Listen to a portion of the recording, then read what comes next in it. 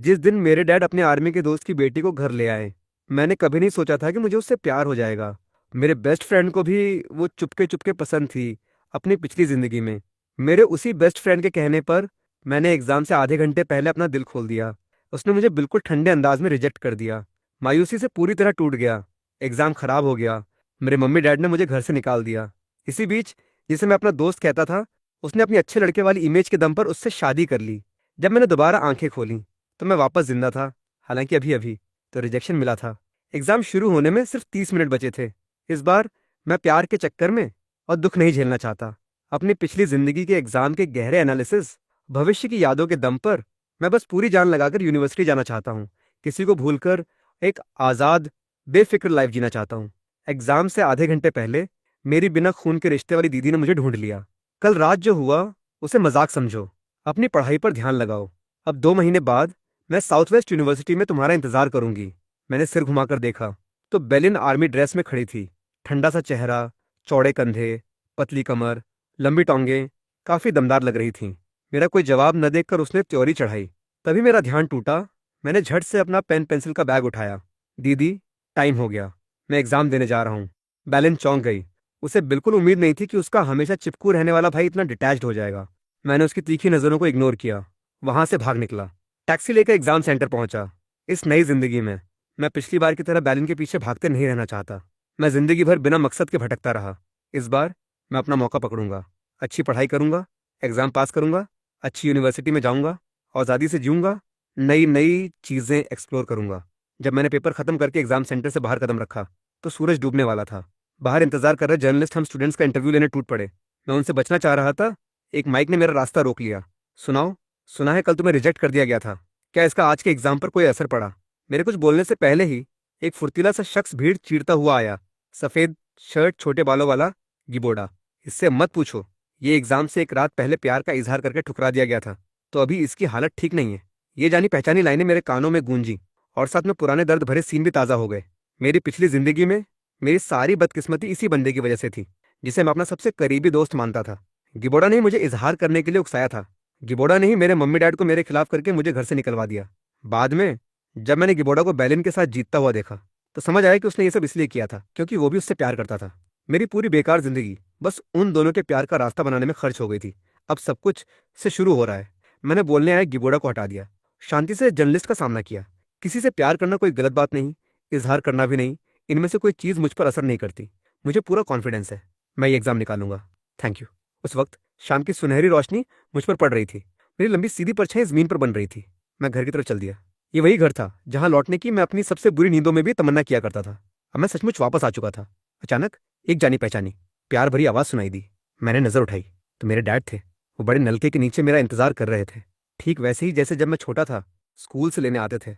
Dad ने अपने बेटे को देखा, कुछ सेकंड हिचकिचाए और कल मैंने सुना तूने बैलेंस से क्या कहा। तेरी माँ को बताने की हिम्मत नहीं हुई? बेवकूफ लड़के। बैलन तो तुम्हारी दीदी है। मैं अवाक रह गया। डैड की आंखों में चिंता देखकर मेरा गला रूंध गया। अपनी पिछली जिंदगी में बेलिन को अपने दिल की बात बताने की वजह से पूरे गांव ने मुझे गलत समझा। मेरे मम्मी डैड को भी तानों के घेरे में ले लिया। उनके बाल एक ही रात में सफेद पड़ गए, चेहरा सूख गया। अपने डैड को अपने आगे आगे चलते देख मैंने दौड़कर उनका हाथ थाम लिया। डैड, मैंने लगाव को प्यार समझ लिया था। अब से बेलिन सिर्फ मेरी दीदी है। डैड का चिंता वाला चेहरा आखिरकार हल्का पड़ गया। बाप बेटा आंगन में घुसे। दरवाजा खोला तो सामने बेलिन खड़ी थी। डैड ने मेरे कंधे पर हाथ रखा। पहले अंदर चले गए। सूरज डूब रहा था। उसकी रोशनी बेलिन के ठंडे नुकीले चेहरे पर पड़ रही थी। हमारी नजरें मिली। लंबी खामोशी।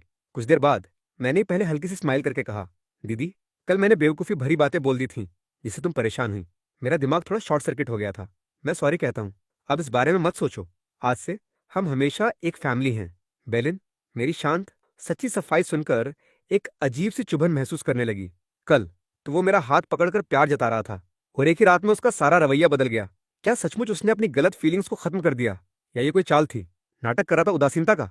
बैलन ने मुझे गौर से देखा। सीरियस आवाज में बोली, अच्छा लगा कि तुम ऐसा सोचते हो।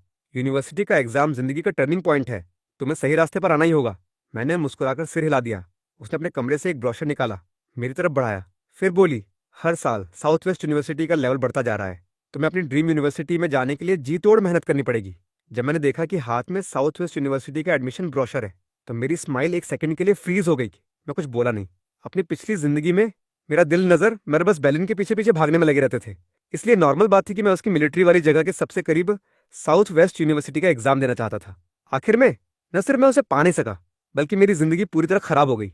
इतनी मुश्किल से मुझे ये दूसरा मौका मिला है। इस बार मैं पक्के तौर पर किन्वे यूनिवर्सिटी चुनूंगा, जो मुझे असल में पसंद है, और वहाँ लिंग्विस्टिक, जिसमें मेरी सच्ची दिलचस्पी है। अलग अलग कल्चर की खास बातें जानना, हर एथनिक ग्रुप के रीति रिवाज खुद देखना। मैंने बेलिन को अपने कमरे में वापस जाते देखा। अपने प्लान बदलने की बात मुंह से नहीं निकाली। आखिरकार आगे चलकर हर कोई अपनी अपनी जिंदगी जिएगा, अभी कुछ न कहना ही ठीक है। मैंने वो ब्रोशर उठाया, अपने कमरे में आ गया, रेडियो ऑन किया, पढ़ाई में जुट गया। मैं पूरी तरह अपने मनपसंद सब्जेक्ट में डूब गया। सिर्फ डिनर के लिए बाहर निकला। पूरी फैमिली एक साथ टेबल पर बैठकर खाना खा रही थी। ऐसा काफी दिनों बाद हुआ था। यही तो वो घर था जिसकी बुनियाद मेरी ग्रीक ने रखी थी, और जिसका मुझ जैसे भटके हुए इंसान ने अपनी पिछली जिंदगी में हमेशा सपना देखा था। ये सब सोचकर मैं थोड़ा भावुक खोया खोया था। ये फैन क्या सोच रहा है? कुछ प्रॉब्लम है क्या? माँ ने मेरी कटोरी में ऑमलेट का एक टुकड़ा डालते हुए पूछा, थोड़ी फिक्र के साथ। मैंने सिर हिलाकर हल्की स्माइल से जवाब दिया, नहीं, सब ठीक है। माँ तुरंत खुश हो गई। ये तो बहुत अच्छी बात है। अगर तुम साउथ वेस्ट यूनिवर्सिटी में दाखिल हो गए तो तुम्हारी बड़ी दीदी भी वहाँ आर्मी में है। इससे वो तुम्हारा ध्यान रख सकेगी। मेरा चॉपस्टिक पकड़ने वाला हाथ जम गया। माँ ने ये नोटिस किया, बोलती रही, तेरे डैड बैड अब बूढ़े हो रहे। जब तुम यूनिवर्सिटी में होगे, इतनी पढ़ाई में तुम घर बार बार नहीं आ पाओगे। अगर तुम्हारी दीदी वहां रहेगी तो हमें थोड़ी राहत रहेगी। शब्द मेरे गले में ही अटक गए। फिर मैंने कुछ नहीं कहा। इस गर्मी के बाद मैं 18 का हो जाऊंगा। जल्दी सो जाओ। मैं बाथरूम से निकलकर बाल सुखा रहा था, तभी आंगन में एक जानी पहचानी शख्सियत दिखी। बैलन ने धीमी आवाज में कहा, डिनर के वक्त तुम कुछ उलझे हुए लग रहे थे। मेरा बाल सुखाने का हाथ रुक गया। अपनी पिछली जिंदगी में मैं बैलन के पीछे परछाई की तरह लगा रहता था। उसका पूरा फोकस हमेशा अपनी पढ़ाई पर होता था। वो बस अपने पिता के प्रोफेशन को फॉलो करके अंकल चेन के मिशन को पूरा करना चाहती थी, देश की रक्षा करना। उसने कभी मुझ पर ध्यान ही नहीं दिया, जो उसके पीछे पीछे चलता रहता था। मुझे उम्मीद नहीं थी कि इस बार वो मेरी अजीब हरकत को इतनी गौर से नोटिस करेगी। मैंने हल्की सी स्माइल की। कुछ खास नहीं, बस घर छोड़ने का ख्याल आ रहा है, थोड़ा अजीब लग रहा है। चांदनी में बेलिन ने मुझे देखा। मैं उससे एक सिर छोटा था। न जाने क्यों उसे लगा जैसे मैं अब थोड़ा समझ से बाहर हो गया हूँ। मैंने चुपचाप रात के आसमान में तारे देखे। भविष्य में शायद इतनी शांति से तारे देखना मुश्किल हो जाए।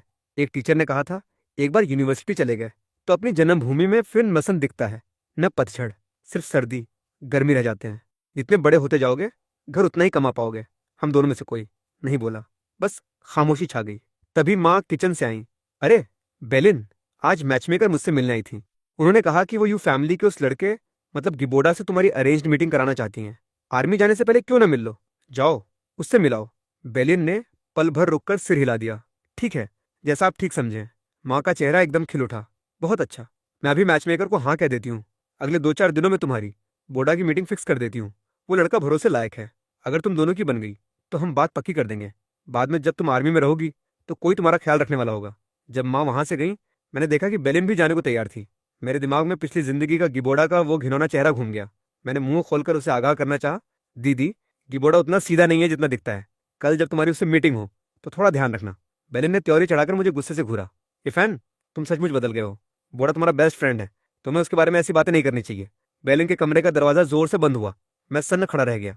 पिछली जिंदगी में मैंने क्यों नहीं देखा था कि बेलिन गिबोडा का कितना बचाव करती है। मुझे एक बेबसी सी महसूस हुई। लगता है मैंने बेकार ही फिक्र की। खैर, कोई बात नहीं। आगे चलकर बेलिन के साथ जो भी होगा, अब मेरा उससे कोई लेना देना नहीं। मैं वापस अपने कमरे में आया, लाइट बंद की और लेट गया। एग्जाम का सामना करने के लिए अच्छी नींद जरूरी है। अगले दिन अलार्म ठीक 7:30 बजे बजा। नाश्ता किया, अपना admit card, pen pencil check किया और एग्जाम सेंटर की तरफ निकल गया। जब क्वेश्चन पेपर बांटे गए तो मेरा तना हुआ चेहरा आखिरकार थोड़ा ढीला पड़ गया। कल रात मैंने अंदाजा लगाकर कुछ सवालों की प्रैक्टिस की थी। किस्मत से मेरा अंदाजा सही निकला। इस बार मुझे पूरा यकीन है कि मैं आम दिनों से बेहतर करूंगा, अच्छे नंबर लाऊंगा। एक ऐसी स्माइल के साथ जो पूरे कॉन्फिडेंस से भरी थी, मैंने तेजी से अपनी कॉपी पर लिखना शुरू कर दिया। वक्त मिनट दर मिनट बीतता गया। आखिरी घंटी बजी तो सारे सब्जेक्ट खत्म हो चुके थे। 10 साल से ज्यादा की पढ़ाई, कितनी ही क्लासेस, सब कुछ बस कुछ एग्जाम पेपरों में सिमट गया।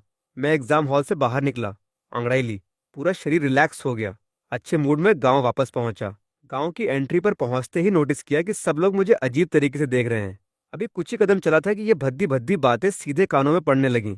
यही है ना ये फैमिली का वो लड़का, परसों अपनी ही दीदी से प्यार जता रहा था। ऐसे बेशरम इंसान को कौन सी यूनिवर्सिटी लेगी? ये फैमिली ने तो सचमुच एक बेहया बेटा पाला है। उनके पूर्वजों की कब्र जरूर कहीं गलत जगह पर होगी, पक्का। अरे, अगर मेरा बेटा होता तो मार मार कर उसकी हालत खराब कर देता। कुछ लोगों को तो बिल्कुल शर्म नहीं होती। हमारे गांव में रहते हैं, ऐसी हरकतें करते हैं, फिर भी यहाँ रहने की हिम्मत है। ये सुनते ही मैं अंदर तक जम गया। ऐसा लगा जैसे मैं फिर अपनी पिछली जिंदगी के बुरे सपने में गिर गया हूँ। पिछली जिंदगी में बैलिन को इजहार करने की कहानी एक ही रात में पूरे गांव में फैल गई थी। उस वक्त मेरा दिमाग पूरी तरह खाली हो गया था। इतनी शर्मिंदगी हुई थी कि कुछ बोल नहीं पाया था। जब समझाने की कोशिश की तो शब्द ही नहीं सूझ रहे थे, और आखिर में इसका असर मेरे मम्मी डैड पर भी पड़ा। लोग उन्हें ताने देने लगे कि बच्चा बिगड़ा है, तो माँ बाप की ही गलती है। मैंने अपनी मुठ्ठियां भींच ली, पलटकर छाती तानकर सबको देखा, साफ आवाज में बोला, पड़ोसियों, बैलिन मेरा कोई खून का रिश्ता नहीं है। इसमें कोई बेशर्मी वाली बात नहीं है। किसी से प्यार करना अपने आप में कोई गुनाह नहीं। बस मैं छोटा था और लगाव, प्यार का फर्क नहीं समझता था। अब मेरा दिमाग साफ है। बैलिन आगे चलकर जिससे भी शादी करेगी, मैं दिल से उसकी खुशी चाहूंगा। और अगर किसी ने मेरी पीठ पीछे कुछ कहा तो बाद में शिकायत मत करना अगर मैंने तुम्हारे खिलाफ मानहानि का केस कर दिया। अपनी पिछली जिंदगी की वजह से मैं भली भांति जानता हूं कि अफवाहें बढ़ती ही जाती हैं, भागने से बात बिगड़ती है। इस बार मैं नहीं भागूंगा। आसपास के लोग मेरे कॉन्फिडेंस को देखकर चुप हो गए। मैं हल्के कदमों से घर वापस आया। अंदर घुसा तो देखा माँ किचन से प्लेट लिए बाहर आ रही हैं। एग्जाम खत्म हो गया, तेरी दीदी के आने तक इंतजार कर, फिर साथ में खाएंगे। मैंने माँ के हाथ से प्लेट ले ली, बिना दिलचस्पी के पूछा, दीदी कहाँ गई? माँ खुश होकर बोली, तेरी दीदी ने आखिरकार अकल ठिकाने कर ली। कल वो उस अरेंज मीटिंग पर नहीं जाएगी, बल्कि शहर गई है उसके लिए एक गिफ्ट खरीदने। मैंने चुपचाप सुन लिया। कोई खास इमोशन नहीं हुआ। बस एक बात जो मुझे उम्मीद नहीं थी, वो ये कि बेलिन गिबोर्डा को इतना मानती है। वो जो हमेशा इतनी शांत रहती थी और कभी किसी की ज्यादा परवाह नहीं करती थी, वो अब गिबोर्डा के लिए इतने ध्यान से गिफ्ट लेने गए। जैसे ही आखिरी डिश टेबल पर आई, बेलिन दोनों हाथों में ढेर सारे बैग लिए वापस आ गई। मैंने अंदर झांक कर देखा, शर्ट, चमड़े का bag, blood eggs, moon cake. इतना सब क्यों खरीदा? माँ ने मुस्कुराकर पूछा। बेलिन बोली, ये तुम्हारे डैड के लिए है, मैं जल्दी ही जाने वाली हूँ, तो तुम लोगों के लिए कुछ छोटी छोटी चीजें ले आई बेटी। तुमने तो अभी अभी कमाना शुरू किया है, अपने फ्यूचर के लिए बचाना चाहिए। मुझे इन सब की जरूरत नहीं। मैं खामोशी से उनकी बातें सुनता रहा, बस अपनी पसंद का पोर्क स्टू चुपचाप खाता रहा। डिनर के बाद मैं सीधा अपने कमरे में आ गया। अंदर घुसते ही मेज पर रखी बैलन मेरी फोटो पर नजर पड़ी। मैंने पास जाकर फ्रेम में बंद हमारे दोनों के खुश चेहरों को देखा। पुरानी बातें याद आने लगीं। जब से बैलन इस घर में आई थी, वो हमेशा मेरे लिए बहुत अच्छी रही थी। 10 साल की उम्र में जब मैं पूरा भीग गया था, ठंड लग गई थी, तो उसने गर्म तौलिए से मेरी बुखार उतारी थी और सारी रात जागकर मेरा ध्यान रखा था। 12 की उम्र में जब एक बड़े लड़के ने मुझे परेशान किया, तो बैलिन ने बिना झिझक मेरी तरफदारी की थी। वो जो एक बेहतरीन स्टूडेंट थी, उसे मेरी वजह से पहली बार वार्निंग मिली थी। 15 की उम्र में जब मैं खेलते खेलते पहाड़ में खो गया था, तो वो सारी रात मुझे ढूंढती रही, मुझे अपनी पीठ पर लाद कर घर लाई थी। बाद में जब बैलिन आर्मी चली गई, तो हमारा रिश्ता धीरे धीरे ढीला पड़ता गया। अब वो शादी करके अपना नया घर बसाने वाली है। मैंने वो सब चीजें इकट्ठी कर ली जो उससे जुड़ी थी। हमारी फोटो, वो महंगा बॉक्स जो उसने दिया था, बचपन के खिलौने वगैरह। बॉक्स को एक तरफ रख दिया। इरादा था कि कल सब फेंक दूंगा। अगली सुबह मैं उठा, वो बॉक्स उठाया, बाहर निकलने ही वाला था कि सामने वाले कमरे का दरवाजा भी खुला। मैंने देखा बेलिन ने अपनी रोज की आर्मी ड्रेस की जगह एक नई पिंक ड्रेस पहनी हुई है। उसने मेरे हाथ का सामान देखा, शांत आवाज में पूछा, क्या लिए जा रहे हो? कुछ पुराने पेपर, बचपन के खिलौने, सोचा अनाथालय के बच्चों को दे दूं। मैंने आराम से जवाब दिया। बेलिन ने सिर हिलाया, कोई सवाल नहीं किया, सीधे बाहर की तरफ चल दी। दरवाजे पर पहुंचकर वो पलटी कर बोली, माँ को मेरा नमस्ते कहना, मैं डिनर पर नहीं आ रही। मैंने उसे आंगन से बाहर जाते देखा। नजर बॉक्स के ऊपर गई। फोटो फ्रेम उल्टा पड़ा था। मेरे चेहरे पर हल्की सी स्माइल आ गई। बेलिन को सचमुच कोई फर्क नहीं पड़ा होगा कि उसने नोटिस तक नहीं किया कि वो फ्रेम हमारे साथ की इकलौती फोटो थी। थोड़ी देर बाद मैं बाहर गली में गया, हाथ का सारा सामान कूड़ेदान में डालाया। नाश्ते के बाद मैं शहर जाने के लिए बस पकड़ने निकल गया। यूनिवर्सिटी के लिए कुछ सामान खरीदना था। मैंने शहर के नॉर्थ से साउथ तक चक्कर लगाया, कई बुक स्टोर्स में ढूंढा। आखिरकार वो किताबें मिल गईं जो किनवे यूनिवर्सिटी के बारे में बताती थीं। शॉपिंग मॉल गया, एक थर्मस, एक बेसिन, रोज की दूसरी चीजें खरीदी। आखिर में एक मेडिकल स्टोर के सामने से गुजरते वक्त याद आया कि कल रात माँ को खांसी हो रही थी, तो अंदर जाकर आइसाइटिस रूट, एक सिरप ले लिया। इतना सारा सामान लिए मैं वापस गांव जाने वाली बस पकड़ने ही वाला था कि एक घड़ी की दुकान के सामने से गुजरा। अंदर से एक एक्साइटेड सेल्स वुमन की आवाज सुनाई दी, वाह, ये घड़ी आप पर बहुत जच रही है, आपकी वाइफ की पसंद बहुत अच्छी है। मैंने बिना सोचे अंदर झांका तो बेलिन गिबोर्डा के सैल्यूट नजर आए। तभी मैंने देखा कि बेलिन ने गिबोर्डा का हाथ पकड़कर उसकी कलाई पर एक शानदार घड़ी बांध दी। उसी पल मैंने पूरी तरह सब कुछ छोड़ दिया। दिमाग में बस 4 शब्द घूम रहे थे, अब सब खत्म। ये सीन देखकर भी मेरे दिल में कोई हलचल नहीं हुई। मैंने नजर हटाई, वहां से चला गया। गिबोर्डा बेलिन का हाथ पकड़े दुकान से बाहर निकला। ये फैन, कितना इत्तेफाक है, मैंने बेरुखी से जवाब दिया। हाँ, कुछ सामान लेने आया था।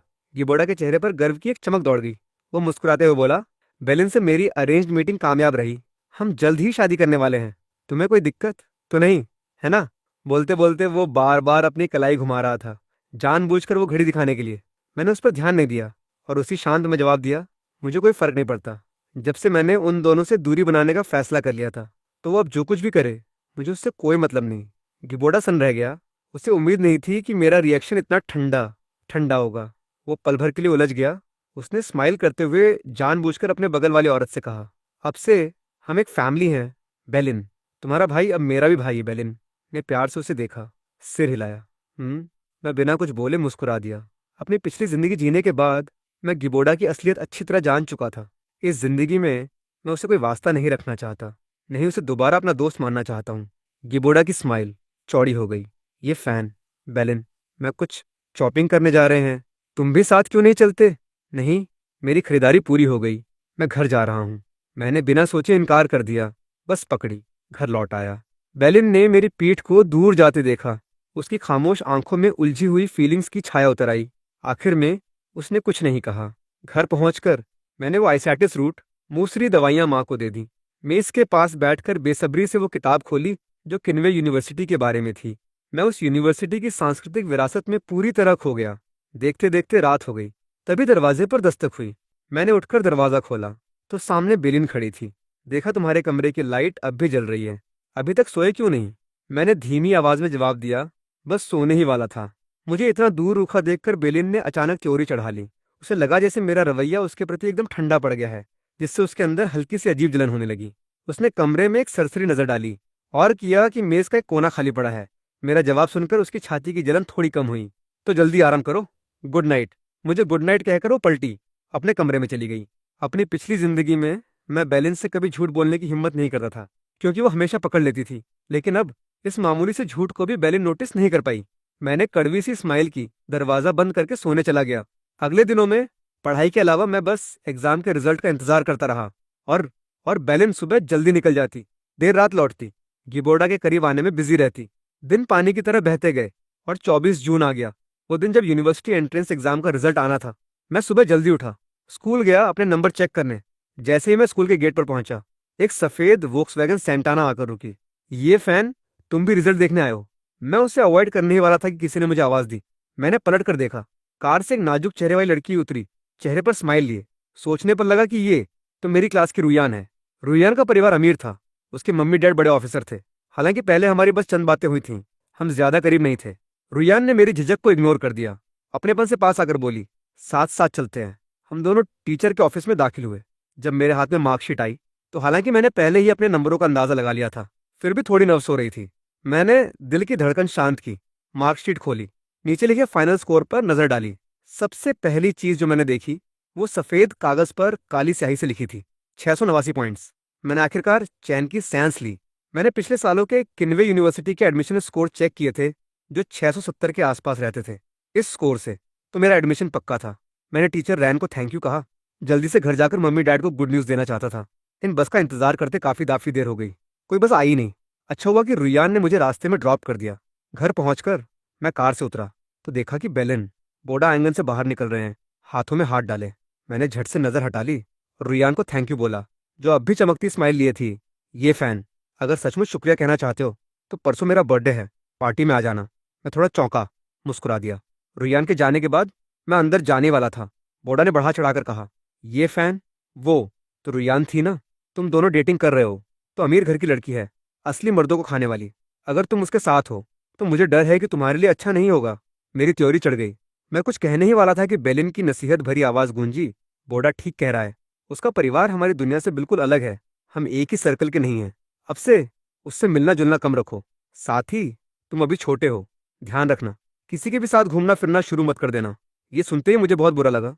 एक क्लासमेट ने मुझे बस घर तक ड्रॉप किया, बस इतना ही। इसमें घूमने फिरने वाली क्या बात हो गई? बेलिन को ये कहने का क्या हक है? मैंने तिरछी नजर से बेलिन को देखा। शब्द खुद ब खुद मुंह से निकल गए, दीदी, मैं अब बड़ा हो गया हूँ, मैं अपने दोस्त खुद चुन सकता हूँ। मैं थोड़ा टायर्ड हूँ, अंदर जा रहा हूँ। इतना कहकर मैं सीधे आंगन में चला गया। बेलिन वहीं खड़ी मेरे कमरे के दरवाजे को घूरती रही। उसकी नजरों में अंधेरा छाता गया। जब तक गिबोर्डा ने उसे आवाज नहीं दी, तब कहीं जाकर बेलिन का ध्यान टूटा। उस रात उसके रिएक्शन से मुझे कोई फर्क नहीं पड़ रहा था।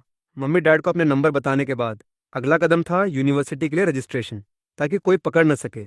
मैंने एक दिन तक इंतजार किया जब बेलिन घर पर नहीं थी, और फिर उस लाइब्रेरी में जाकर कंप्यूटर पर अपना एडमिशन फॉर्म भर दिया। कुछ दिनों बाद मैं किताबें लौटाने गया। घर लौटते वक्त मैंने रुयान और दोस्तों का ग्रुप देखा। मैं बस उन्हें हाय कहकर आगे बढ़ने वाला था, लेकिन रुयान ने अचानक, ये फैन, हमारे साथ आइस स्केटिंग करने चलोगे? मेरे जवाब देने से पहले ही मैंने उसके दोस्तों को उसे चिढ़ाते सुना, ये तो आज की क्वीन है, कौन है जो आज स्केटिंग करना चाहेगा? तब मुझे याद आया कि आज रुयान का बर्थडे है। मैं माहौल खराब नहीं करना चाहता था, तो मैंने हाँ कह दिया। हमारा ग्रुप शहर के सबसे बड़े आइस स्केटिंग रिंक पर पहुंचा। मुझे वहां जड़वत खड़ा देख रुयान स्केट्स लेकर मेरे पास आई। तुमने पहले कभी स्केटिंग नहीं की? डरो मत, मैं सिखा दूंगी। मैंने सिर हिलाया। हम दोनों ने स्केट्स पहने, रिंग के बीच में गए। तभी हमने दूसरे कोने में बेलिन और को देख लिया। मैं भी थोड़ा हैरान हुआ। मुझे उम्मीद नहीं थी कि बेलिन, जो हमेशा इतनी शांत रहती है, गिबोडा के साथ स्केटिंग रिंग पर आएगी। हाय, मैंने सबसे नेचुरल अंदाज में अपनी दीदी को हाय कहा। रुयान एक सेकंड के लिए चौंकी। उसने भी सलाम किया। हेलो, मैं रुयान हूँ। बेलिन ने रुयान को एक ठंडी नजर से देखा। वो कुछ कहने वाली थी कि अचानक रिंग में म्यूजिक बजने लगा और किनारे में कर रहे लोग फिर सुशी से बर्फ पर फिसलने लगे। माहौल एकदम से जश्न जैसा हो गया। गिबोडा बहुत एक्साइटेड था। उसने बेलिन को अंदर खींच लिया। बेलिन, शुरू हो गया, जल्दी करो। बेलिन, जिसकी जुबान पर कुछ था, को अपने शब्द निगलने पर मजबूर होना पड़ा। वो बेमन से गिबोडा के साथ खींचती चली गई। मैं ये सीन देखकर मुस्कुरा दिया। रुयान अपनी तरफ से थोड़ा घबराई हुई थी, क्योंकि ये मेरी पहली बार आइस स्केटिंग थी और मुझे अब भी थोड़ा डर लग रहा था।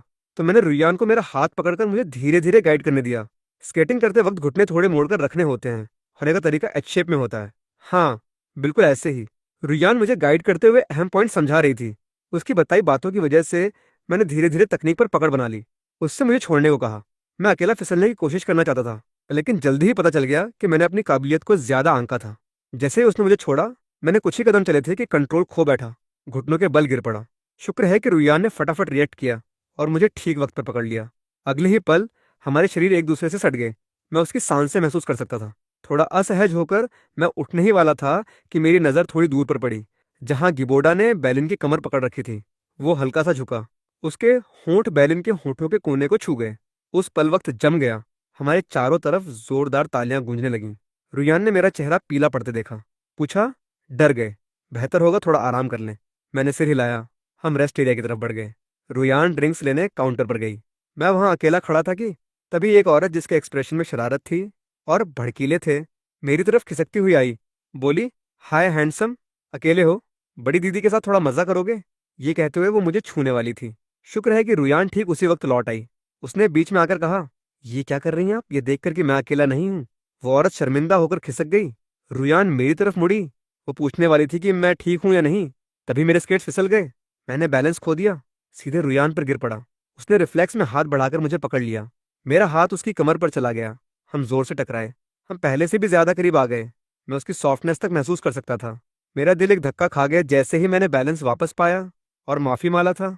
तभी बगल से बैलिन की गुस्से भरी आवाज गूंजी, तुम दोनों कर क्या रहे हो? रुयान, मैं धीरे धीरे अलग हुए। मैंने बैलिन की बर्फीली नजर देखी। वो हम दोनों को घूर रही थी। ये फैन पब्लिक में एक लड़की को बाहों में भर लिया। तुम्हें होश है कि तुम क्या कर रहे हो? तुम्हारी कोई तमीज नहीं है। मेरे साथ घर चलो। ये कहते हुए बेलिन ने मेरी कलाई पकड़ ली, काफी जोर से। दीदी, तुम गलत समझ रही हो। अभी कुछ देर पहले किन तभी ठीक बगल में खड़े गिबोडा ने अचानक दर्द से चिल्लाते हुए जमीन पर गिर गया। बेलिन की नजर तुरंत उसकी तरफ मुड़ी और झुककर पूछने लगी, क्या हुआ? गिबोडा ने अपना पैर पकड़ रखा था। अभी किसी ने मुझे धक्का दे दिया, लगता है पैर में मोच आ गई। ये सुनते ही बेलिन ने फौरन उसके स्केट्स उतारे, उसे उठने में मदद की। और मैं तुम्हें हॉस्पिटल ले चलती हूँ। जाने से पहले उसने मेरी तरफ सिर्फ एक लाइन फेंकी, अकेले घर चले जाना। मैं वहीं जड़वत खड़ा रह गया। मैंने देखा कि गिबोडा ने पलटकर मुझे जीत भरी नजर से देखा। मैं तुरंत समझ गया गिबोडा ने यह सब जानबूझकर किया था, लेकिन बेलिन ने कुछ नहीं देखा। और इससे मेरे लिए एक और बात साफ हो गई। बेलिन के दिल में गिबोडा हमेशा मुझसे ज्यादा अहमियत रखता है। एक पल पहले वो मुझे किसी लड़की के करीब होने पर डांट रही थी, अगले ही पल वो गिबोडा के लिए मुझे अकेला छोड़कर चली गई। अब जाहिर तौर पर उसे कोई फर्क नहीं पड़ रहा था। अपने कमरे में लौटते हुए मैं पूरी तरह खोखला महसूस कर रहा था। हिलने डुलने का भी मन नहीं था। मैंने सोचा कि बिस्तर पर लेटकर थोड़ा आराम कर लूं, लेकिन अनजाने में मेज से टकरा गया। मेज पर रखा पेन स्टैंड गिर गया और उसे कागज की एक मुड़ी हुई रोज निकलकर नीचे गिर पड़ी। मैंने चुपचाप उसे देखा। ओह, मेरा दिल बैठ गया। ये वही कागज की रोज थी जो बेलिन ने कभी मेरे लिए बनाई थी। उस वक्त हमारा रिश्ता बहुत करीब था। मैंने एक टीन ड्रामा में देखा था कि एक लड़की लड़के के लिए कागज के फूल बनाती है, तो मैंने बेलिन से जिद करके कहा कि मेरे लिए भी एक बनाओ। बेलिन को नहीं पता था कि कैसे बनाते हैं, तो उसने कई फूल बनाने के ट्यूटोरियल देखे और आखिरकार मेरे लिए ये रोज बनाई। उस वक्त बड़े प्यार से उसने मेरे सिर पर हाथ फेरा और कहा, लो, पकड़ो। और मैंने उस वक्त वो छोटी सी रोज हाथों में ली। मेरे अंदर दबी फीलिंग्स फूट पड़ी और मुझे एक लगा कि शायद बैलिन भी मेरे लिए कुछ महसूस करती है। उसके बाद ये रोज गायब हो गई। मैं काफी दिनों तक उदास रहा। पहले मैंने सोचा था कि बैलिन से एक बनवा लूं। मुझे नहीं पता था कि इसके बाद इतना कुछ हो जाएगा। अब जब मैं ये रोज दोबारा देख रहा हूं तो मेरे दिल को एक गहरी राहत मिली। कुछ चीजें जब उन्हें पाने की सबसे ज्यादा चाहत का वक्त गुजर जाता है तो उनका सारा मतलब खत्म हो जाता है। मैंने वो कागज की रोज उठाई, बिना किसी हिचकिचाहट के कूड़ेदान में डाल दी। उसी वक्त बाहर से एक आदमी की आवाज आई, कोई है? सॉरी, क्या ये फैन का घर है? क्या ये फैन मौजूद है? मैं जल्दी से बाहर निकला। देखा कि पोस्टमैन अपनी साइकिल पर ग्रैंडरों में रुका है। आंगन के गेट पर खड़ा एक लिफाफा थामे। हाँ, मैं ही हूँ। मेरे लिए? पोस्टमैन ने हाँ कहा। हाथ का लिफाफा मेरी तरफ बढ़ा दिया। मैंने बेसब्री से उसे खोला। देखा कि वो किन्वे यूनिवर्सिटी का एडमिशन लेटर था। मेरे सीने से एक बोझ उतर गया। आखिरकार सब कुछ सेटल हो गया। मैं अच्छे मूड में था। रात को गहरी नींद सोया। जब आंख खुली तो खाने की खुशबू आ रही थी। फैमिली के साथ डिनर करते वक्त बेलिन भी लौट आई। माँ ने पूछा, क्या हुआ? बेलिन ने बेपरवाही से कहा, कुछ नहीं, बस हल्की सी मोच है। मैं उसे घर छोड़ आई हूँ। ये सुनकर मैं चुपचाप खाना खाता रहा। एक शब्द नहीं बोला। फिर बेलिन ने बात जारी रखी, माँ, डैड, मुझे आर्मी से लेटर मिला है। मेरी छुट्टी कम करके मुझे वापस बुला लिया है। मैं कल जा रही हूँ। हालांकि मम्मी डैड चौंक गए। उन्होंने सपोर्ट में सिर हिलाया। डैड ने पहले कहा, अगर आर्मी का ऑर्डर है तो देर मत करो, खाना खत्म करके जल्दी से पैकिंग करो। माँ ने थोड़े अफसोस से कहा, लेकिन तुम्हारी शादी की बात शायद फिलहाल नहीं हो पाएगी। न जाने क्यों उसने मेरी तरफ एक नजर डाली। मुझे सिर झुकाकर बेपरवाही से खाना खाते देख उसका दिल बैठ गया। कुछ देर बाद उसने जवाब दिया, हम इसे टाल सकते हैं, कोई जल्दी नहीं, साल के आखिर में कर लेंगे। मम्मी डैड ने सोचा, सिर हिला दिया। बेलिन ने फिर मेरी तरफ देखा, जैसे किसी चीज ने उसे धक्का दिया हो। उसने कहा, तुम्हारा एडमिशन लेटर इन दिनों में आ जाना चाहिए। बुढ़ा ने भी साउथ वेस्ट यूनिवर्सिटी में रजिस्ट्रेशन कराया है। तुम दोनों साथ जा सकते हो, रास्ते में एक दूसरे का ध्यान रख सकते हो। मैं दोपहर में मिले एडमिशन लेटर के बारे में सोचकर उन्हें बताने में हिचकिचा रहा था। तभी माँ बोली। बेलिन की तरफ देखा, बेलिन, जब ये फैन साउथ वेस्ट पहुंचेगा तो तुम्हें अपने भाई का ख्याल रखना होगा। माँ का दिल नहीं मानता। ये सुनकर मुंह में एक निवाला दबाए मैंने आखिरकार कुछ नहीं कहा। बेहतर यही था कि माँ रात भर चिंता में जागती रहे। इससे तो अच्छा है कि वहां पहुंचकर बता दूं। टेबल पर चार लोग, तीन अलग अलग मेंटल स्टेट। अगले दिन पूरी फैमिली सुबह जल्दी उठी और दरवाजे पर खड़ी होकर बेलिन को अलविदा कहा। उसके जाने का सोचकर मैंने भी अपनी तरफ से कुछ कहने की पहल की। दीदी, रास्ते में अपना ध्यान रखना। उसने सिर हिलाया, मुझे देखा, सीरियसली लेक्चर देना शुरू कर दिया। तुम रुयान को ठीक से नहीं जानते, आगे से थोड़ा सावधान रहना। और क्लासेस जल्दी शुरू होने वाली हैं, तुम्हें फोकस करके पढ़ाई पर ध्यान देना चाहिए। साउथ वेस्ट यूनिवर्सिटी पहुंचने का इंतजार मत करना। मैं चुपचाप सुनता रहा, कोई जवाब नहीं दिया। बेलिन मुझे ऐसे घूर रही थी जैसे मेरे स्टैंड लेने का इंतजार कर रही हो। मैंने बस बेपरवाही से सिर हिला दिया। समझ गया, वो जो सोचे, मुझे अब कुछ नहीं कहना। बेलिन गाड़ी में बैठने के लिए दरवाजा खोल ही रही थी। अचानक दूर से गिबोर्डा की आवाज सुनाई दी।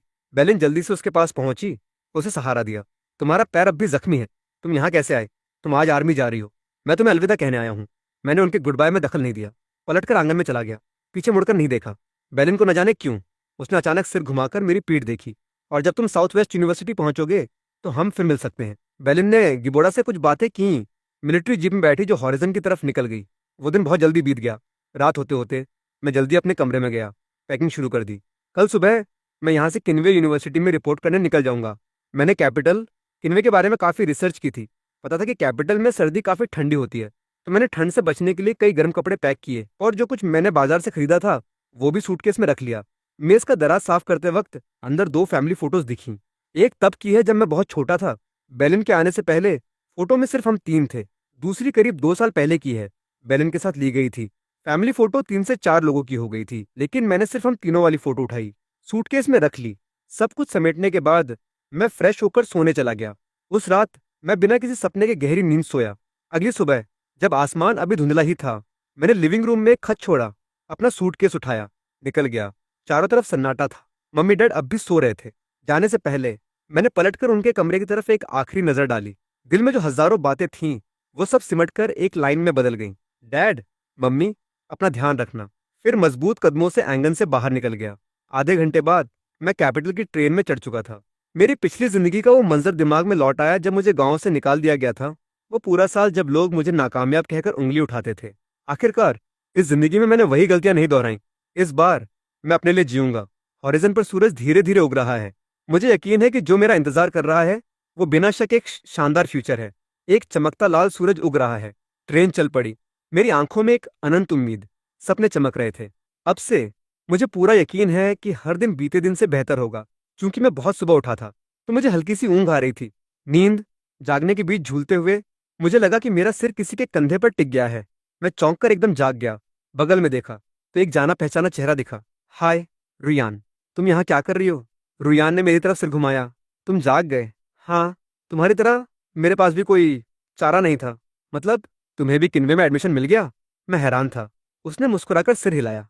इस तरह हम दोनों साथ-साथ किन्वे यूनिवर्सिटी की तरफ सफ़र करने लगे। उस वक्त ये फैमिली में मम्मी-डैड हमेशा की तरह जाग गए। वो किचन में नाश्ता बनाने गए और टेबल लगाई कि मैं अब तक नहीं उठा। माँ ने हाथ पोंछे मुझे बुलाने आई, लेकिन पाया कि दरवाजे पर ताला नहीं लगा था। उन्होंने धक्का देकर खोला तो देखा मेरा सारा सामान गायब था। बिस्तर करीने से लगा था। मैं कमरे में नहीं था। माँ को झटका लगा। उनकी नज़र तुरंत मेज पर रखे खत पर पड़ी। वो घबराकर चिल्लाई, ये फैन के डैड, जल्दी आओ, तुम्हारा बेटा गायब हो गया। शोर सुनकर डैड दौड़े आए। क्या हुआ? गायब कैसे हो गया? अभी अभी तो घर आया था। माँ ने जोर देते हुए खत उनकी तरफ बढ़ाया। ये मुझे उसकी मेज पर मिला। तुम मुझसे बेहतर पढ़ लेते हो, जल्दी खोलो। डैड ने नजर नीचे की तो लिफाफा देखा। ऊपर लिखा था मम्मी डैड के लिए। उन्होंने फटाफट खोला, चिट्ठी निकाली, पढ़ने लगे। लिखा था, मम्मी डैड, जब तक आप ये खत पढ़ेंगे मैं कैपिटल की ट्रेन में होऊंगा। मैंने आपको कभी नहीं बताया कि मुझे किन्वे यूनिवर्सिटी का एडमिशन लेटर मिला है, साउथ वेस्ट का नहीं। बिना बताए जाने के लिए माफी चाहता हूँ, लेकिन चिंता मत कीजिए, मैं अपना पूरा ध्यान रखूंगा। किन्वे पहुंचते ही आपको फोन या खत करूंगा, फिक्र मत करना। आपका ये फैन। खत पढ़कर डैड की आंखों में हैरानी की चमक आ गई। ये फैन किन्वे चला गया। अब तो वो ट्रेन में होगा। माँ अवाक रह गई। किन्वे? साउथ वेस्ट नहीं? बेलिन भी तो यही सोच रही थी कि वो साउथ वेस्ट जाएगा। आखिर इस लड़के को क्या हो गया है? नहीं, मुझे बेलिन को फोन करना होगा। वो बाहर जाने लगी तो डैड ने रोक लिया। ये फैन किन्वे जा चुका है। अब बेलिन को बताने का कोई फायदा नहीं। उसने कहा है सेटल होते ही फोन करेगा, तब उससे पूछ लेंगे। माँ ने कुछ सोचा, मान लिया। इसी दौरान साउथ वेस्ट स्पेशल फोर्सेस के कैंप में बेलिन बतौर कैप्टन एलीट ट्रेनिंग कैंप की नई रिक्रूट्स को ट्रेनिंग दे रही थी। अचानक उसे अपने दिल में एक अजीब सी बेचैनी महसूस हुई, जैसे वो कुछ बहुत जरूरी खो रही हो। बेलिन ने त्योरी चढ़ाई। उसके दिमाग में मेरा चेहरा घूम गया। उसने सिर झटक दिया। मैं तो जल्द ही पढ़ाई के लिए साउथ वेस्ट यूनिवर्सिटी पहुंचने वाला हूँ। हम जल्द ही मिलेंगे। मैं उसे कैसे खो सकती हूँ? उसे बिल्कुल याद नहीं रहा कि मैंने कभी किन्वे जाने की बात कही थी। अपने ख्यालों को ठीक करके बेलिन ने फिर को संभाला। सीरियसली ट्रेनिंग जारी रखी। ट्रेनिंग के बाद बेलिन कुछ खरीदारी करने निकली। जब ये फैन आएगा तो उसने जरूर सब कुछ नहीं सोचा होगा। उसने सोचा कि उसके लिए कुछ रोज की जरूरत की चीजें खरीद लूं, जो जल्दी खत्म हो जाती हैं। वो ढेर सारा सामान लिए थी। अरे, तुमने इतना सारा सामान खरीदा क्योंकि तुम्हारा जीजा कैंप में आ रहा है? बेलिन ठिठक गई, लेकिन उसने इनकार नहीं किया और अंदर ही अजीब सी खुशी महसूस हुई। दिन बीतते गए। आखिरकार यूनिवर्सिटी खुलने का दिन आ ही गया। साउथ वेस्ट यूनिवर्सिटी में बेलिन ने अपने सीनियर से स्पेशल परमिशन ली और कैंपस तक ड्राइव करके गई। वो एक तरफ खड़ी होकर लगातार गेट से अंदर आने वाले स्टूडेंट्स को स्कैन कर रही थी, कहीं कोई छूट न जाए। तभी उसे लगा जैसे उसने एक जाना पहचाना चेहरा देखा। जैसे ही वो करीब जाने लगी, पीछे से एक हैरानी भरी आवाज आई, बेलिन, तुम यहाँ खास मेरा इंतजार करने आई हो? बेलिन ने पलट कर देखा तो गिबोर्डा अपने बैग के साथ खड़ा मुस्कुरा रहा था। उसने इधर उधर देखा, पाया कि वो अकेला है, तो पूछा, तुम अकेली क्यों हो? ये फैन तुम्हारे साथ नहीं है? गिबोर्डा ने पलकें झपकाई। और हैरानी की बात है, तुम्हें पता नहीं, ये फैन तो पहले ही रुयान के साथ किन्वे जा चुका है। बेलिन पूरी तरह जड़ हो गई। उसका दिल जैसे किसी गहरी खाई में गिर गया। दिमाग पूरी तरह खाली हो गया। वो बुदबुदाई, ये कैसे हो सकता है? ये फैन हमेशा से साउथ वेस्ट यूनिवर्सिटी ही जाना चाहता था। वो अचानक क्यों चला गया? बेलिन के शब्द अचानक रुक गए, क्योंकि उसे याद आया जो मैंने पहले उससे कहा था। दीदी, मैं किन्वे जाकर लैंग्वेजेस पढ़ना चाहता हूँ। बाद में टीचर बनूंगा। ये मेरे लिए ज्यादा सही है। उसने हमेशा सोचा था कि ये सिर्फ मजाक है, कि मैं गिबोर्डा के ज्यादा करीब होने की वजह से जानबूझकर ऐसा कह रहा था, लेकिन असल में यही मेरा सच्चा इरादा था। और मैं कामयाब हो गया। मैंने उससे सब कुछ छुपा लिया। उसने कुछ नहीं देखा। मैं किन्वे चला गया। बेलिन ये बर्दाश्त नहीं कर पाई। वो मुझसे पूछने के लिए ढूंढना चाहती थी कि आखिर ये सब क्यों हुआ। वो पलटकर गाड़ी की तरफ बढ़ी। गिबोर्डा ने उसका हाथ पकड़ लिया। अरे बेलिन, मैं अभी अभी आया हूँ। यहाँ किसी को नहीं जानता। तुम मेरे साथ रह सकती हो। लेकिन उसकी बात पूरी होने से पहले ही बेलिन ने उसका हाथ झटक दिया। अकेले संभाल लो, मुझे कोई काम है, मुझे जाना होगा। इतना कहकर वो गाड़ी में बैठी बैठी से निकल गई। गिबोर्डा ने गाड़ी को दूर जाते देखा। पीछे सिर्फ धुआं रह गया। उसने दांत पीस लिए। पूरी तरह बेबस महसूस कर रहा था, लेकिन कुछ सोचने के बाद उसके चेहरे पर स्माइल लौट आई। वो पलटा, साउथ वेस्ट यूनिवर्सिटी के गेट से अंदर चला गया। कोई बात नहीं, अब बेलिन वो एक फायदे की पोजीशन में है। मैं दूर कैपिटल में हूँ। अब से बेलिन उसके बीच कोई नहीं आएगा। इसी बीच अपने रेसिडेंस लौटकर बेलिन ने जल्दी से एक नंबर डायल किया, गांव के ऑफिस का। मम्मी या डैड के फोन उठाने का इंतजार करते हुए उसके दिमाग में पूरी तरह उथल पुथल मची थी। उसे नहीं पता था कि वो क्या जवाब सुनना चाहती है। लेकिन ये भी जानती थी कि चाहे जो भी जवाब मिले वो संतुष्ट नहीं होगी। जो नतीजा वो सबसे ज्यादा चाहती थी वो पहले ही उसकी पहुंच से बाहर जा चुका था। उसकी इसी बेचैनी के बीच फोन पर माँ की आवाज आई, बेलिन, आर्मी में सब ठीक है ना? बेलिन ने जवाब दिया, हाँ, मैं ठीक हूँ, फिक्र मत कीजिए। मैं ये फैन के बारे में पूछने के लिए कॉल कर रही हूँ। क्या वो सचमुच किनवे चला गया? हाँ, वो लड़का चुपके से चला गया। तुम्हारे जाने के अगले दिन बस हमारे लिए एक खत छोड़ गया। ये सुनकर माँ की आवाज में अभी थोड़ा गुस्सा था। बेलिन का दिल बैठ गया। उसने पूछा, और तब से क्या आपको उसका कोई खत या फोन आया है? यहाँ आर्मी में आसानी से कहीं जा नहीं सकते। ये फैन से कांटेक्ट करने का बस यही तरीका है। और खत के मुझे उसका सही पता चाहिए। अभी नहीं। तेरे डैड और मैं भी उसकी खबर का इंतजार कर रहे हैं, लेकिन इस दिनों में कुछ न कुछ आना चाहिए। माँ, अगर ये फैन का कोई फोन नंबर या पता आए तो मुझे दे देना। बेलिन की आवाज थोड़ी बुझी हुई थी, गिड़गिड़ाने जैसे लहजे में। माँ को थोड़ी अजीब लगा। उन्होंने और सवाल नहीं की। ठीक है तता, ठीक है, तब बता दूंगी। फोन रखने के बाद बेलिन की छाती में जकड़न बढ़ती गई। वो अब भी नहीं समझ पा रही थी कि मैं अचानक किन्वे क्यों चला गया। क्या मैं उसे पसंद नहीं करता था? क्या मैं हमेशा उसके साथ नहीं रहना चाहता था? अचानक रुयान का चेहरा उसके दिमाग में कौंध गया। बेलिन की धड़कन एक धक्का खा गई। क्या सचमुच मुझे उस रुयान से प्यार हो गया था? नामुमकिन, बेलिन ने सोचा। 3 शब्द उसके जहन में उभरे जिसने उसे अंदर तक डरा दिया। एक ऐसा एहसास जिसे वो खुद भी नहीं पहचानती थी अब जन्म ले रहा था और उसे पूरी तरह उलझन में डाल रहा था। लेकिन धीरे धीरे वो मेरे लिए अपनी सच्ची फीलिंग्स समझने लगी थी।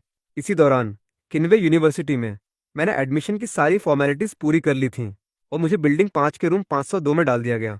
अपना सामान लेकर कमरे में पहुंचा तो वहां कोई नहीं था। मैं सबसे पहले आया था। कमरा 6 लोगों के लिए था, लोहे की डबल डेकर बेड के साथ, बीच में पढ़ने खाने की एक बड़ी टेबल थी। मैंने दरवाजे के पास वाली निचली बेड चुन ली, सफाई शुरू कर दी, सामान खोला, बिस्तर लगाया वगैरह। जब तक सब खत्म हुआ 1 घंटा बीत चुका था। कमरे को नए जैसा देखकर मेरे चेहरे पर स्माइल आ गई।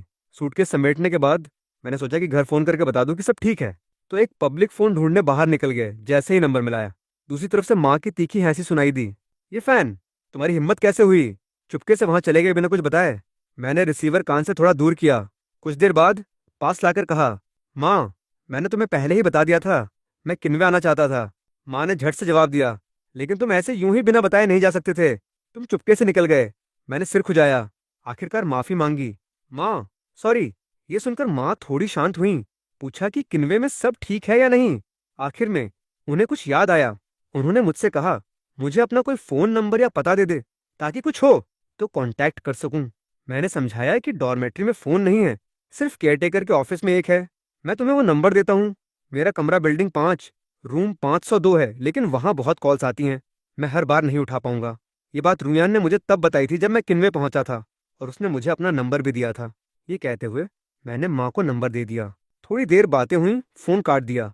जब मैं डॉर्मेट्री लौटा तो वहां पहले से कई लोग मौजूद थे। मुझे देखते ही बगल वाली बेड वाले लड़के ने पहले सलाम किया। हाय, तुम बगल वाली बेड के नए रूममेट हो ना? मेरा नाम चियाओ है। हाय, मैंने मुस्कुराकर सिर हिलाया। हाय, मैं ये फैन हूँ। बाकियों ने भी अपना अपना नाम बताया। इस तरह रूम 502 की टोली पूरी हो गई। चियाओ बहुत खुशमिजाज, बातूनी लड़का था। ऊपर से वो कैपिटल का ही रहने वाला था। वो तुरंत बिना रुके बोलने लगा। कैपिटल की कई मजेदार जगहों के बारे में बताने लगा। जब तुम लोगों के पास टाइम हो, मैं तुम्हें सब घुमा सकता हूँ। नेशनल डे की छुट्टियों में क्या ख्याल है? बाकी लोग हालांकि कैपिटल में नहीं रहते थे, लेकिन आसपास के ही थे, तो उन्होंने कहा कि नेशनल डे पर शायद घर चले जाएंगे। आखिर में चियाओ ने मेरी तरफ देखा, और तुम्हारा घर जाने का इरादा नहीं है? सच में मैं थोड़ा हिचकिचा रहा था। मैंने सोचा कि बिना बताए किन्वे आने की वजह से बेलिन जरूर यहाँ आकर मुझसे जवाब तलब करेगी। अगर मैं नेशनल डे पर घर गया तो शायद उससे सामना हो जाए। इस वक्त मुझे उसे बिल्कुल नहीं देखना। ये फैन ने कुछ सोचा, सिर हिला दिया। मैं नेशनल डे पर घर नहीं जाऊंगा। तो फिर मुझे कैपिटल घुमा दो। चियाओ मुस्कुराया, पास आया, मेरे कंधे पर हाथ मारा। बढ़िया, तो पक्का रहा। इस साल एक मिलिट्री परेड है, हम साथ देखने चल सकते हैं। मैंने सिर हिला दिया। बाद में डॉर्मेट्री में सबने अपनी किन्वे की स्टूडेंट लाइफ शुरू कर दी। रिवाज के मुताबिक हर साल नए स्टूडेंट्स को वेलकम सेरेमनी में परफॉर्म करना होता है। हम सब डॉर्म में इसी पर चर्चा कर रहे थे। ये फैन ने सोचकर दूसरों से पूछा, तुम लोगों के पास कोई खास टैलेंट है? मैं कुछ वक्त एक आर्ट ट्रूप में था, थोड़ी डांसिंग जानता हूँ। मैं भी। ये फैन को उम्मीद नहीं थी कि डॉर्म के बाकी लोग भी डांस कर सकते हैं। बस वही अकेला था जिसने कभी नहीं सीखा था, जिससे वो काफी असहज हो गया। तभी चियाओ ने अचानक कहा, अरे, मुझे पता चला कि हमारा डॉर्म क्या परफॉर्म कर सकता है। सबकी नजरें उस पर गईं। हम लड़कियों के डॉर्म के साथ मिलकर बॉलरूम डांस कर सकते हैं, क्या ख्याल है? उसकी बात खत्म होते ही किसी को कोई आपत्ति नहीं हुई। आखिर सभी डांस कर सकते थे, और ये भी जानते थे कि आजकल के स्टूडेंट्स बॉलरूम डांस पसंद करते हैं। बस मैं ही। चियाओ ने मेरी हिचकिचाहट नोटिस की। और डांस नहीं आता तो कोई बात नहीं, मैं सिखा दूंगा। आखिरकार ये फैन ने मजबूरी में सिर हिला दिया। वो किनवे यूनिवर्सिटी खुद को साबित करने, शानदार भविष्य बनाने आया था। तो शुरुआत डांस सीखने से ही करता है। बाद में जब हम प्लानिंग के लिए इकट्ठे हुए तो ये फैन के दिमाग में एक सवाल आया। उसने चियाओ से पूछा, तुमने किस लड़कियों के डॉर्म से बात की है? चियाओ ने माथा पीट लिया। ओह हाँ, मैं तो भूलने वाला था। अगर अभी तुम लोग फ्री हो तो चलो सब साथ चलकर उन्हें ढूंढते हैं। सबने सिर हिलाया। डॉर्म से बाहर निकलते ही हमने सुना कि कोई ऊपर से चिल्ला रहा है, पौंसो का ये फैन, केयरटेकर के ऑफिस से तुम्हारे लिए फोन आया है। ये फैन ठिठक गया। कोई फोन कर रहा है क्या? कुछ ही दिन पहले तो मैंने घर फोन किया था। कुछ हो गया क्या? ये फैन थोड़ा नर्वस होकर चियाओ से बोला, मुझे पहले केयरटेकर के पास जाना होगा, बाद में मिलता हूँ। चियाओ ने सिर हिलाया। ठीक है, हम या तो जिम में होंगे या कैफेटेरिया में। ठीक ठीक कहकर ये फैन ने सिर हिलाया और केयरटेकर के ऑफिस की तरफ दौड़ गया। उसने रिसीवर उठाकर कान से लगाया। डैड, माँ, घर में सब ठीक है। दूसरी तरफ से आवाज आई, ये मैं हूँ। ये फैन एक पल खामोश रहा, बोला, दीदी। लाइन पर बेलिन थी। रिसीवर में मेरी आवाज सुनकर उसकी बेचैनी थोड़ी कम हुई। जो कुछ मैंने किया था उसे याद करके उसका गुस्सा बढ़ गया। उसकी आवाज बिना काबू के हल्की नाराजगी लिए हुए थी। ये फैन, तुम्हें मुझसे कुछ नहीं कहना? लाइन पर खामोशी छा गई, जिसने बेलिन को परेशान कर दिया। जब वो फिर कहने वाली थी तभी मेरी आवाज उसके कान में पड़ी। दीदी, जो कहना था मैंने वो सब पहले ही कह दिया। अब मेरा दिमाग एकदम साफ है। तुम्हें मेरी फिक्र करने की जरूरत नहीं। तुम गिबोडा, अब खुश रहो। ये सुनकर बेलिन की छाती में जकड़न हुई और बोली, ये सब उसी की वजह से ने। लेकिन वो अपनी बात पूरी नहीं कर पाई। मैंने बीच में ही काट दिया। अब इससे कोई फर्क नहीं पड़ता। दीदी, हम भाई बहन हैं, लेकिन हर किसी की अपनी जिंदगी है। मुझे अपनी जिंदगी का मकसद मिल गया है। तुम्हें फिक्र करने की जरूरत नहीं। मेरे शांत लहजे को सुनकर बेलिन बहुत बेचैन हो गई। उसे लगा जैसे लाइन पर मौजूद लड़का अपने और के बीच दूरी बना रहा है। लेकिन धीरे वो समझने लगी कि अंदर से वो मुझे कितना चाहती है। बस ये बताने का तरीका नहीं जानती थी। ये फैन ने दूसरी तरफ की खामोशी को भांप लिया। पुरानी बातों में नहीं उलझना चाहता था तो बोला, मुझे कुछ काम है, मुझे रखना होगा, बाय। और बिना जवाब का इंतजार किए उसने पहले फोन काट दिया। वो कुछ देर वहीं खड़ा अपनी फीलिंग्स को शांत करता रहा। फिर क्वारे टेकर के ऑफिस से बाहर आ गया। चियाओ के बताए रास्ते पर चलकर वो जिम में बाकियों से मिला। देखा कि वो पहले से जोड़ियों में प्रैक्टिस कर रहे थे। एक लड़का, एक लड़की। चियाओ ने उसे देखकर इशारा किया, ये फैन, इधर आओ। ये फैन जल्दी से पास पहुंचा। हर लड़की से अपना परिचय दिया। फिर चियाओ ने कहा, मुझे पता है ये तुम्हारा स्ट्रांग पॉइंट नहीं है, तो मैंने तुम्हारे लिए बेस्ट डांसर रोक रखी है। कहते हुए उसने चारों तरफ नजर दौड़ाई और दूर से आ रही एक लड़की की तरफ इशारा किया। देखो, वो रही। ये फैन ने उसकी नजर का पीछा किया। उसने एक पतली सी लड़की को देखा, सफेद ड्रेस और मुंह की तरफ आ रही थी। उसने तुरंत पहचान लिया, ये तो रुयान है। आवाज में स्माइल लिए उसने सलाम किया। रुयान, ये तुम हो?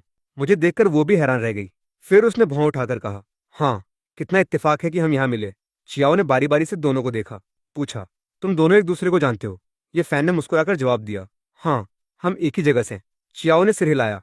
परफेक्ट, क्योंकि तुम लोग जानते हो तो सीखने में झिझक कम होगी। वो रुयान की तरफ मुड़ा, बोला, तो मैं ये फैन को तुम्हारे हवाले करता हूँ। रुयान ने सिर हिलाया। फिक्र मत करो। जब चियाओ अपनी तरफ प्रैक्टिस करने चला गया तो ये फैन ने थोड़ा शर्मिंदा होकर रुयान से कहा, मुझे बिल्कुल डांस नहीं आता। रुयान ने उसे दिलासा दिया, कोई बात नहीं, चिंता मत करो, मुझ पर छोड़ दो। ये फैन ने हामी भरी। ठीक है। रुयान ने ये फैन को बॉलरूम डांस सिखाना शुरू किया।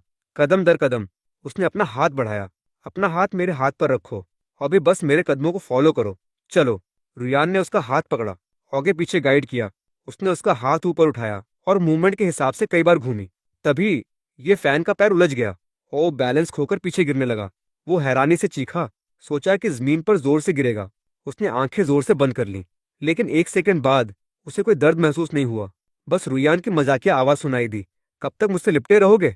ये फैन ने झट से आंखें खोली तो पाया कि रुयान ने उसका हाथ पकड़कर उसे जमीन पर गिरने से बचा लिया था। उसकी मजाक भरी नजरों से मिलते ही उसका चेहरा एकदम लाल हो गया। वो जल्दी से सीधा हुआ, उसे हल्के से दूर धकेल दिया। Thank you. रुयान ने अपना हाथ हटा लिया।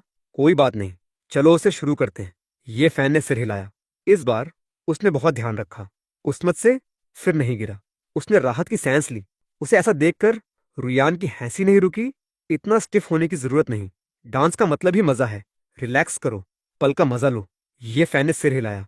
मैं जानता हूं, कोशिश करूंगा। तभी चियाओ पास आया। पूछने लगा कि कैसा चल रहा है। रुयान ने देखा कि ये फैन को जवाब नहीं सूझ रहा तो उसने खुद बात संभाली। फिक्र मत करो, मेरे साथ वो ग्रुप पर बोझ नहीं बनेगा। ओह, मुझे बिल्कुल चिंता नहीं है। ये फैन, प्रेशर मत लो। चियाओ ने उसे देखा, कहा, ये फैन। उसने हाथ हिलाकर बता दिया कि वो समझ गया। आज के लिए इतना काफी है, चलो खाना खाने चलते हैं, चियाओ ने कहा। बाकियों को बुलाकर सब साथ कैफेटेरिया गए। खाने के दौरान चियाओ को कुछ याद आया। उसने अचानक ये फैन से पूछा, ये फैन, अभी तुम्हें तुम्हारी फैमिली का फोन आया था क्या? ये फैन ने अपनी चॉपस्टिक रोक दी। मेरी दीदी थी। तुम्हारी कोई दीदी है, उम्र क्या है, अभी कहाँ है? चियाओ की उत्सुकता जाग गई। वो लगातार सवाल पूछता रहा। ये फैन थोड़ा घबरा गया, बैलेंस से जुड़ी कोई बात नहीं करना चाहता था। दूसरी तरफ बैठी रुयान ने ये फैन का एक्सप्रेशन भांप लिया और झट माहौल बदलते हुए कहा, कॉमरेड, ये वेलकम पार्टी अब कुछ ही दिनों में है, तुम्हें थोड़ी प्रैक्टिस करनी चाहिए। जब चाहो मुझसे मिल सकते हो, मैं बिल्डिंग एक, रूम 401 में हूँ, रुयान ने बीच में बोलते हुए कहा। चियाओ ने बैलन के बारे में पूछना बंद कर दिया। ये फैन ने राहत की सांस ली और तुरंत जवाब दिया, ठीक है, तो खाने के बाद अगर तुम फ्री हो तो मुझे थोड़ी प्रैक्टिस करा सकती हो। रुयान ने उसे देखा और, ठीक है, बाद में मिलते हैं। बाकी लोग अपने अपने काम में लग गए। मैं रुयान के पीछे पीछे जिम गया और डांस सीखता रहा। वक्त धीरे धीरे बीतता गया। जल्द ही वेलकम पार्टी की रात आ गई। जब मेरी बाकियों की बारी स्टेज पर जाने की आई तो मैं अचानक बहुत नर्वस हो गया। मेरे बगल में खड़ी रुयान ने पास आकर कहा, डरो मत, मैं हूं ना। अगर बहुत नर्वस हो तो डांस करते वक्त ऑडियंस को मत देखो, बस सोचो कि जिम में हो। मैंने एक लंबी सांस ली। ठीक है। परफॉर्मेंस के दौरान मैं रुयान के ताल का पीछा करता रहा, आगे बढ़ता, पीछे हटता, गोल घूमता। हम पूरी तरह सिंक में थे। जब मैंने रिलैक्स करना शुरू ही किया था तो मेरी नजर अनजाने में ऑडियंस पर पड़ी। वहां लोगों का सैलाब था। ये फैन? मैं अचानक घबरा गया। एक पल के लिए मेरा ताल टूट गया। मैंने गलती से रुयान के पैर पर भी कदम रख दिया। उसने मेरी टेंशन भांप ली, झट से मुझे संभाला। उसने मेरा हाथ अपनी कमर पर रख दिया और हाथ मेरी गर्दन के पीछे लपेट दिया। ये फैन, और हम उसकी धुन पर घूम गए। मुझे फॉलो करो, बस खत्म होने वाला है। हम एक दूसरे के बहुत करीब थे। मैं उसकी सांसें भी महसूस कर सकता था। इससे मेरा दिल जोर जोर से धड़कने लगा और चेहरा तुरंत सेब की तरह लाल हो गया। ऑडियंस की जोरदार तालियों और सबके से उतर जाने के बाद भी मेरे चेहरे की लाली कम नहीं हुई थी। चियाओ ने उत्सुकता से मुझे देखा, पूछा, ये फैन, तुम्हारा चेहरा इतना लाल क्यों है? कहीं उस आखिरी स्पिन की वजह से तो नहीं जो रुयान ने तुम्हारे ठीक सामने किया था? मैं थोड़ा शर्मिंदा होकर सिर झुकाकर चुप रहा। पास खड़ी रुयान भी बिना कुछ बोले बस मुस्कुराती रही। वेलकम पार्टी बिना किसी रुकावट के खत्म हो गई। इस शेर के डांस की वजह से मेरी रुयान के साथ साथ हमारे डॉर्म के दोस्तों की भी गहरी दोस्ती हो गई। इसके बाद सब अपनी पढ़ाई में डूब गए। क्लास के अलावा हम ज्यादातर वक्त लाइब्रेरी में बिताते थे। मैं अक्सर रुयान से मिलता। धीरे धीरे हम करीब आ गए। वक्त के साथ बहुत से लोग कहने लगे कि हम दोनों डेटिंग कर रहे हैं।